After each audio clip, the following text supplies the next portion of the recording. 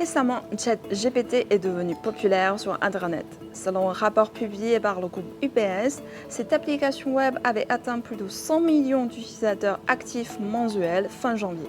Elle peut nous parler, écrire des essais, des poèmes, des codes sources, etc.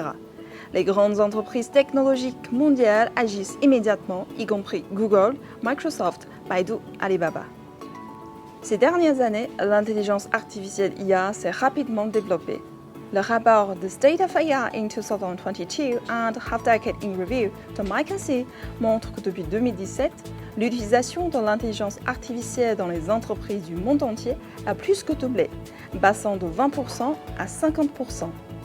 En outre, l'indice d'innovation et de développement de l'intelligence artificielle en Chine 2022, publié par le Centre sur le développement de l'industrie de l'information de Chine, China Center for Information Industry Development, CCID, montre que de 2017 à 2021, l'échelle de l'industrie de l'intelligence artificielle de Chine s'est multipliée par 2,6, représentant 16,8% du monde. Le nombre des demandes de brevets est passé de 13% à 70,9%. En Chine, l'intelligence artificielle a fait son entrée depuis longtemps dans les foyers. De la reconnaissance faciale de nos téléphones portables aux petits appareils intelligents, en passant par la télécommande pour toute la maison, sans parler de ces diverses applications numériques dans l'agriculture, les soins médicaux et les nouvelles industries, l'intelligence artificielle n'est plus inconnue ou hors de portée. Cela rend notre vie pratique et efficace. De la question, l'intelligence artificielle est-elle au service des humains ou les remplace-t-elle ? L'IA doit être au service de l'humain, mais avant tout, c'est même la technologie qui doit être au service de l'humain. Donc vraiment, l'IA doit répondre à des besoins, à des problématiques, des enjeux environnementaux, sociétaux, et répondre à des besoins pour apporter une aide à l'humain. L'IA nous rend service et elle est non seulement un support technique puissant pour résoudre le problème du vieillissement de la population, mais aussi un moteur important de la révolution scientifique et technologique, un outil stratégique majeur pour prendre l'initiative de la compétition scientifique et technologique mondiale.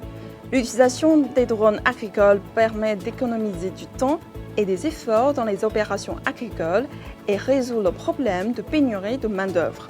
L'application de bras robotisés dans le domaine médical donne aux patients post-opératoires plus de confiance dans leur rétablissement. La télécommande permet aux Gold Blue de travailler en pleine sécurité dans les mines.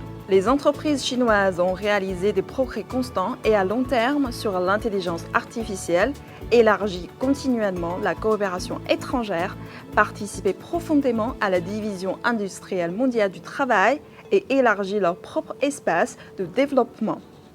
Huawei utilise le système de dérivation basé sur l'identification par intelligence artificielle, coopère avec les agences locales de protection de l'environnement en Europe pour protéger les espèces sauvages et préserver l'environnement des rivières locales.